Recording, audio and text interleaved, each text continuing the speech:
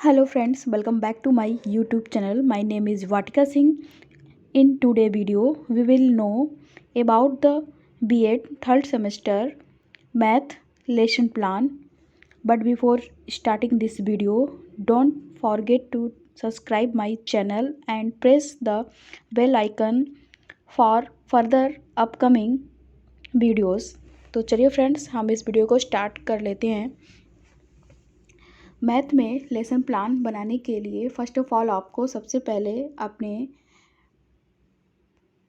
File के first page पे आपको लिखना होता है पाठ योजना।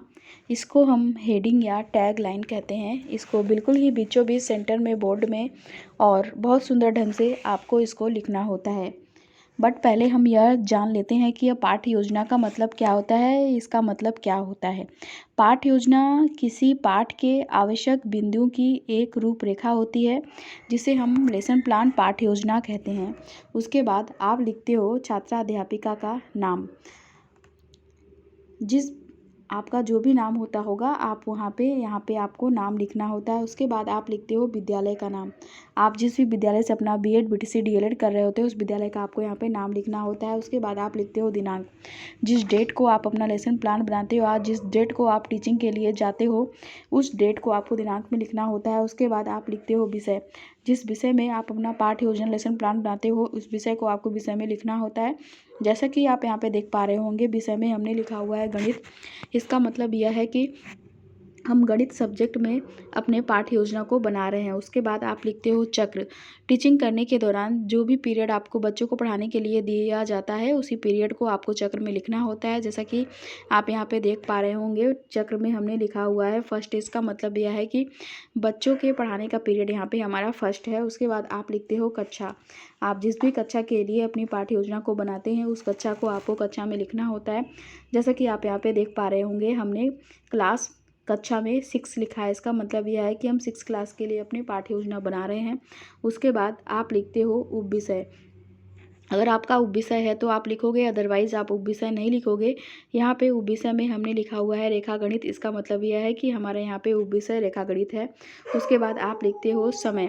टीचिंग करने के दौरान जो भी समय आपको दिया जाता है टीचिंग करने के लिए, उसी समय को, उसी टाइम को, उसी ड्यूरेशन को, उसी अवधि को आपको समय में लिखना होता है। जैसा कि आप यहाँ पे देख पा रहे होंगे, अवधि में हमने लिखा हुआ है समय में हमने लिखा हुआ है 35 मिनट्स। उसके बाद आप लिखते हो प्रकरण। यहाँ पे हमारा प्रकरण है वृत्त, इसलिए हमने प्रकरण में वृत्त लिखा हुआ है। प्रकरण से मैं आपको बता दूं कि ये जो प्रकरण होता है यह पाठ का नाम होता है।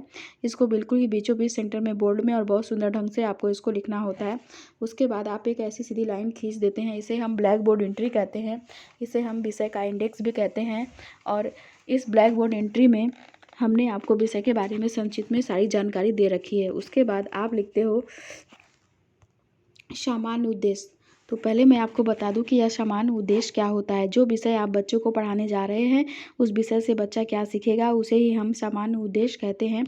सामान्य उद्देश्य में हम अपने विषय के बारे में 5, 6, 7, 8 पॉइंट्स हम अपने विषय के बारे में लिखते हैं। एक इम्पॉर्टेंट जानकारी मैं आपको यहाँ पे सामान्य उद्देश्य में यह देना चाहूँगी, जैसे कि आप गणित की 20 पाठ्य योजना बना रहे हैं तो आप गणित की अपने 20 पाठ्य योजना में यही सामान्य उद्देश्य आप बार बार लिख सकते हैं। सामान्य उद्देश्य में हमारा यहाँ पे पहला पॉइंट्स है छात्रों को गणित की व्यवहारिक उपयोगिता का ज्ञान देना। दूसरा पॉइंट्स हमारा यहाँ पे सामान्य उद्देश्य में है छात्रों में तर्क शक्ति और विचार शक्ति का विकास करना।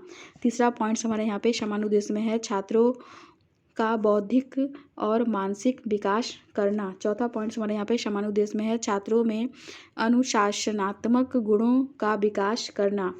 पांचवा पॉइंट्स हमारा यहाँ पे सामान्य उद्देश्य में है छात्रों को संस्कृति के संरक्षण का ज्ञान देना। छठा पॉइंट्स हमारे यहाँ पे सामान्य उद्देश्य में है छात्रों को समयानुसार प्रश्न हल करने की क्षमता का विकास करना। उसके बाद आप लिखते हो विशिष्ट उद्देश्य। तो पहले मैं आपको बता दूं कि यह विशिष्ट उद्देश्य क्या होता है।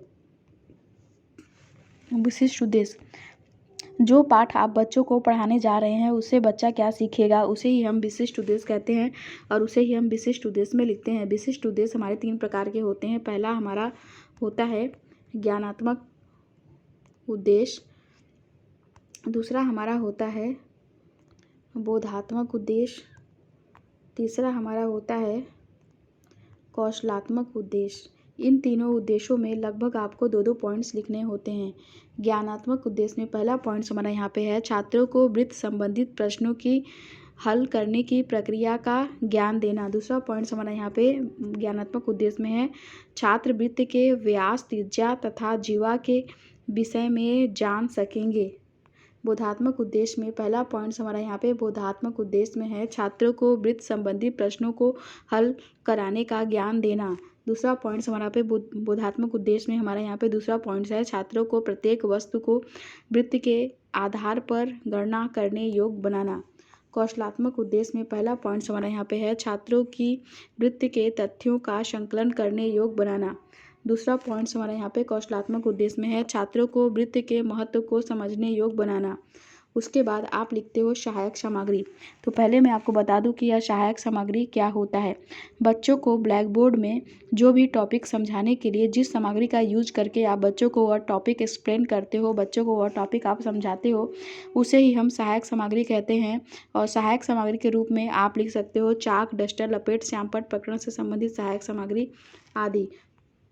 उसके बाद आप लिखते हो पूर्व ज्ञान। पहले मैं आपको बता दूं कि यह पूर्व ज्ञान क्या होता है। यह जो पूर्व ज्ञान होता है यह लगभग सभी का एक समान होता है, बस यहाँ पे क्या होता है कि पाठ का नाम चेंज कर दिया जाता है। पूर्व ज्ञान में आप लिख सकते हो छात्रवृत्ति के बारे में सामान्य जानकारी रखते हैं। उसके बाद आप लिखते हो प्रस्तावना प्रश्न। तो पहले मैं आपको बता दूं कि यह प्रस्तावना प्रश्न क्या होता है, इसका मतलब क्या होता है। प्रस्तावना प्रश्न का उद्देश्य छात्रों को पढ़ाए जाने वाले प्रकरण तक लाना होता है, जिससे पढ़ाए जाने वाले प्रकरण से संबंधित कुछ बातें छात्रों को स्मरण कराई जा सके, जिसको जानकर छात्र रुचि के साथ उस प्रकरण की शुरुआत कर सकें। तो अब हम छात्रों से प्रस्तावना प्रश्न करते हैं, जिसके लिए 3 कॉलम हम बनाएंगे। पहला कॉलम तो हम बना देंगे क्रम संख्या कॉलम, जिसमें कि छात्रों से पूछे गए क्वेश्चन के क्रम को लिखते हैं। दूसरा कॉलम जो है कि हम बनाते हैं छात्राध्यापक क्रियाओं कॉलम, जिसमें कि हम छात्रों से प्रश्न पूछते हैं। तीसरा और लास्ट कॉलम जो है कि हम बनाते हैं छात्र छात्रा अनुक्रिया कॉलम, जिसमें कि छात्र हमारे पूछे गए क्वेश्चन के आंसर को देते हैं। तो यहाँ पे पहला क्वेश्चन हमारा छात्रों से है, वृत्त किसे कहते हैं। तो छात्र आंसर देते हैं वृत्त वह बिंदु पथ है जो इस प्रकार घूमती है कि उसकी एक निश्चित बिंदु केंद्र से सदैव दूरी बराबर त्रिज्या रखती है।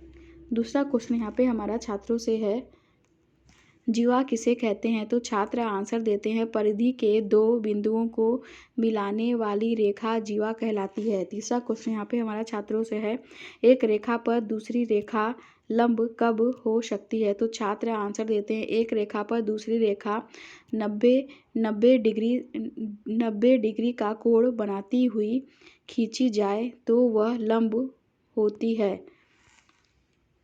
चौथा क्वेश्चन हमारा यहाँ पे छात्रों से है, त्रिज्या किसे कहते हैं। तो छात्र आंसर देते हैं केंद्र और परिधि के किसी बिंदु को मिलाने वाली सरल रेखा को त्रिज्या कहते हैं। पांचवा क्वेश्चन हमारा यहाँ पे छात्रों से है, 2 त्रिभुज सर्वांगसम होने पर कौन कौन सी चीज़ें बराबर होती हैं। तो छात्र आंसर देते हैं 2 त्रिभुज सर्वांगसम होने पर दोनों त्रिभुजों के तीनों कोण और तीनों भुजाएं क्रमशः बराबर होती हैं। छठवां क्वेश्चन हमारा यहाँ पे छात्रों से है, किसी वृत्त के केंद्र से जीवा पर लंब डालने पर जीवा के 2 भाग कैसे होते हैं। तो छात्र आंसर देते हैं समस्यात्मक प्रश्न। इसका मतलब यह है कि छठे क्वेश्चन का आंसर छात्रों को नहीं पता है। किसी वृत्त के केंद्र से जीवा पर लंब डालने पर जीवा के 2 भाग कैसे होते हैं। छात्रों को इसके बारे में कोई नॉलेज, कोई जानकारी नहीं है। उसके बाद आप लिखते हो उद्देश्य कथन। उद्देश्य कथन में आप लिख सकते हो, बच्चों आज हम वृत्त के बारे में विस्तार से अध्ययन करेंगे। उसके बाद आप लिखते हो प्रस्तुतिकरण। प्रस्तुतिकरण में आप लिख सकते हो अध्ययन अध्यापन की सुविधा की दृष्टि से पाठ को 2 पार्ट्स में डिवाइड किया जाता है। उसके बाद आप व्याख्या करते हैं, जिसके लिए 4 कॉलम आप बनाएंगे। पहला कॉलम तो आप बनाते हैं शिक्षण बिंदु का कॉलम, जिसमें कि आप व्याख्या करने वाले टॉपिक का नाम लिखेंगे। दूसरा कॉलम जो है कि आप बनाते हैं छात्राध्यापक क्रियाओं कॉलम, जिसमें कि आप व्याख्या करेंगे। तीसरा कॉलम जो है कि आप बनाते हैं छात्र छात्रा अनुक्रिया का कॉलम, जिसमें कि आप लिखेंगे छात्र ध्यानपूर्वक व्याख्या को सुनेंगे। चौथा और लास्ट कॉलम जो है कि आप बनाते हैं श्यामपट्ट कार्य का कॉलम, जिसमें कि आप व्याख्या करने के बाद मुख्य इम्पोर्टेंट्स पॉइंट्स को आप श्यामपट्ट पे लिखेंगे। तो अब हम व्याख्या कर लेते हैं। वृत्त व्याख्या: किसी समतल में एक नियत बिंदु से समान दूरी पर स्थित समस्त बिंदुओं से बनी आकृति को वृत्त कहते हैं।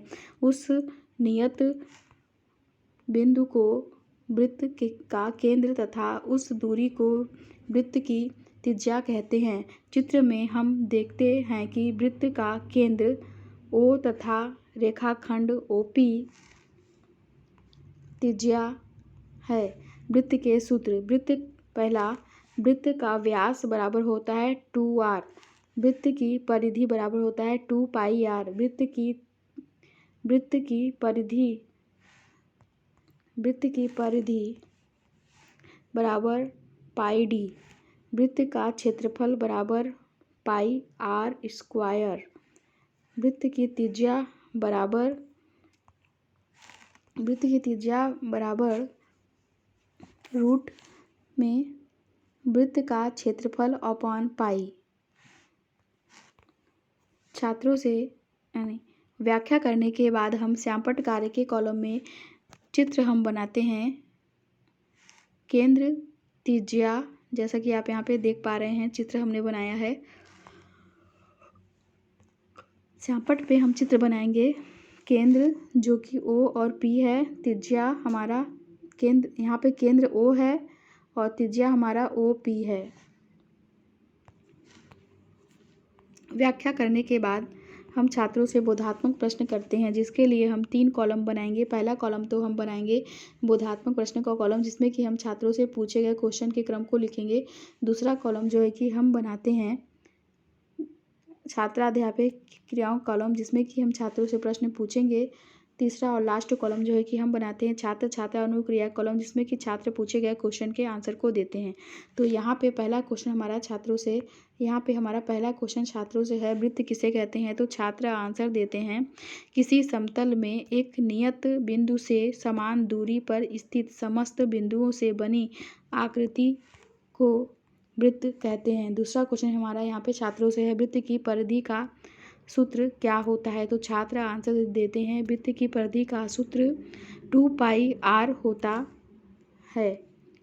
उसके बाद बोधात्मक प्रश्न करने के बाद हम फिर से व्याख्या करते हैं, जिसके लिए हम फिर से वही सारी प्रोसेस को दोहराएंगे। फिर से व्याख्या करने के लिए हम 4 कॉलम बनाएंगे। पहला कॉलम तो हम बनाएंगे शिक्षण बिंदु का कॉलम, जिसमें कि हम व्याख्या करने वाले टॉपिक का नाम लिखेंगे। दूसरा कॉलम जो है कि हम बनाते हैं छात्राध्यापक क्रियाओं कॉलम, जिसमें कि हम व्याख्या करेंगे। तीसरा कॉलम जो है कि हम बनाते हैं छात्र छात्रा अनुक्रिया कॉलम, जिसमें कि हम व्याख्या करने के बाद छात्र छात्रा अनुक्रिया कॉलम, जिसमें कि हम लिखेंगे छात्र ध्यानपूर्वक व्याख्या को सुनेंगे। चौथा और लास्ट कॉलम जो है कि हम बनाते हैं श्यामपट्ट कार्य के कॉलम, जिसमें कि व्याख्या करने के बाद हम मुख्य पॉइंट्स को लिखेंगे। तो हम व्याख्या कर लेते हैं। व्याख्या: वृत्त की परिधि, वृत्त का चाप। व्याख्या: उस वक्त रेखा की लंबाई को जिस पर्वत का निर्माण करने वाले सभी बिंदु स्थित होते हैं, वृत्त की परिमाप या परिधि कहलाती है। वृत्त की त्रिज्या r हो तो वृत्त की परिधि का सूत्र 2πr होता है। वृत्त की परिधि के किसी सतत भाग को वृत्त का चाप कहते हैं। वृत्त की परिधि पर स्थित 2 बिंदु P और Q वृत्त का चाप बनाते हैं। वृत्त पर स्थित किन्हीं 2 बिंदुओं को मिलाने वाले रेखाखंड को वृत्त की जीवा कहते हैं। वृत्त पर स्थित बिंदु जीवा के अनंत बिंदु अनंत बिंदु कहलाते हैं। जो जीवा वृत्त के केंद्र से होकर जाती है उसे वृत्त का व्यास कहते हैं। व्यास वृत्त की सबसे बड़ी जीवा होती है। व्यास त्रिज्या का दुगना होता है। वृत्त का व्यास बराबर 2 इंटू त्रिज्या। प्रत्येक व्यास वृत्त के 2 बराबर भागों में बांटता है। वृत्त के इन भागों को अर्धवृत्त कहते हैं।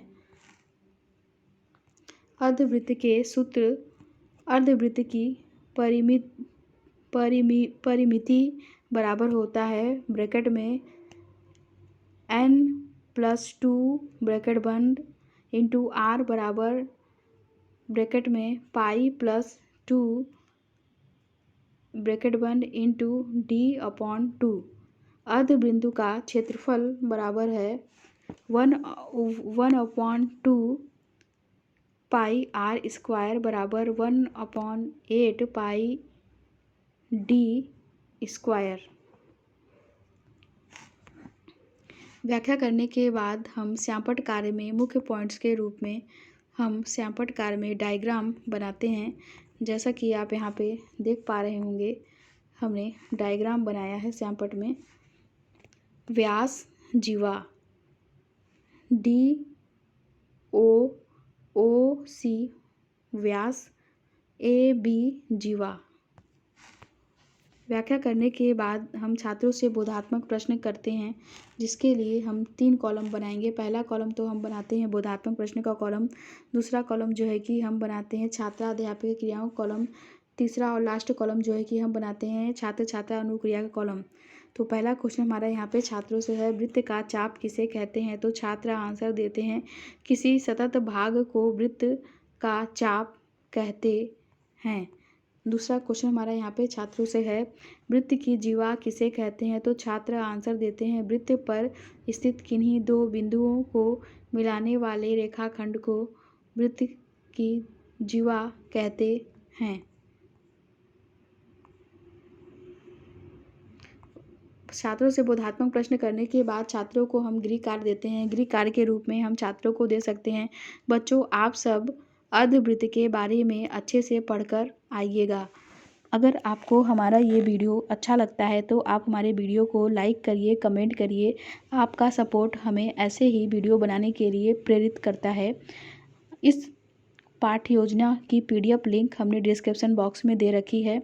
आप इस पाठ्य योजना की PDF लिंक को डाउनलोड करके देख सकते हैं। इस पाठ्य योजना में अगर आपको कोई भी दिक्कत होती है, कोई भी प्रॉब्लम होती है, या कोई क्वेश्चन आपके मन में आता है, या कोई क्वेरी आपको मुझसे पूछनी हो, कोई भी क्वेश्चन आपको मुझसे पूछना है, तो आप कमेंट सेक्शन में मुझसे क्वेश्चन पूछ सकते हो, या आप डायरेक्ट मुझे मेल करके भी क्वेश्चन पूछ सकते हो और मैं आपके पूछे गए क्वेश्चन को आंसर को दूंगी। तो हम आपसे फिर से मिलते हैं अपने नेक्स्ट वीडियो के साथ।